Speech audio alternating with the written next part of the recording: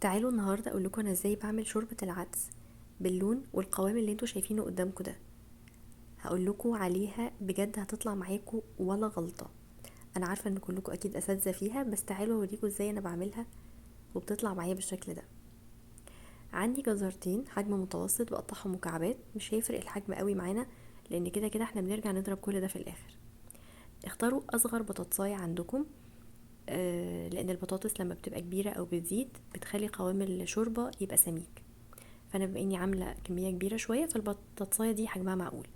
قطعت كمان بصلايه حجم متوسط وثلاث فصوص توم، ودول 4 طماطمات كبار. الطماطم كل ما بتبقى كتير كل ما اللون بيبقى قدامكم حلو كده. المقدار بتاعي لكل كوبايه عدس بحط 1.5 لتر من الميه، فدول 1.5 لتر من الميه يعني 6 كوبايات، عليهم كوبايه من العدس الاصفر مغسول ومتصفي. هسيب كل ده يغلى واخلي الغطا يبقى متوارب كده علشان ما يفرش ويغير الدنيا. بعد ما كله بيستوي يا اما في الخلاط يا اما بالهاند بلندر بنضرب كل الكلام ده لحد ما تبقى ناعمه تماما. بالنسبه لي كده القوام بتاعها ممتاز جدا. لو انتوا عايزينها خفيفه اكتر من كده تقدروا تزودوها ميه. توابلها بسيطه، مجرد ملح وفلفل وكمون.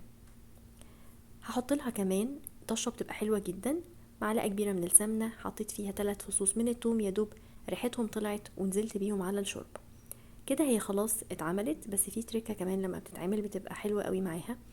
معلقه كبيره من السمنه، هحمر فيها شويه من الشعريه، دول ربع كوبايه من الشعريه. هقلبهم في السمنه لحد ما ياخدوا اللون الحلو ده. ويا اما بحط الشعريه دي على كل كميه الشوربه، او بجيب شويه بس من الشوربه، 5 6 كبشات مثلا، واحطهم على الشعريه. وما بتبقاش محتاجه ان انا ارجع احطها تاني على النار تاخد غلوه. الشعريه بتبقى متقطعه رفيع قوي، فالسخونيه بتاعت شوربه العدس بتبقى كفايه جدا ان هي تسويها من غير اي نار. بقلبها بس حلو كده وبغطي عليها واسيبها 10 دقايق. برجع الاقيها استوت وشربت كمان من الشوربه. كده اتعملت صنفين، يا اما شوربه يا اما الجزء اللي بالشعريه. تقدروا بقى تحطوا عليها الاضافات اللي انتوا عايزينها، العيش المحمص، تعملوا لها دقه كده زي بتاعه الفته.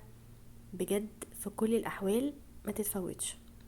لو بتتفرجوا عليا لحد النقطه دي فانا حابه اشكركم جدا. ما تنسوش الفيديو ده لو عجبكم اعملوا عليه لايك، اعملوا له شير عشان يكبر لاكبر عدد من الناس. اشوفكم المره الجايه.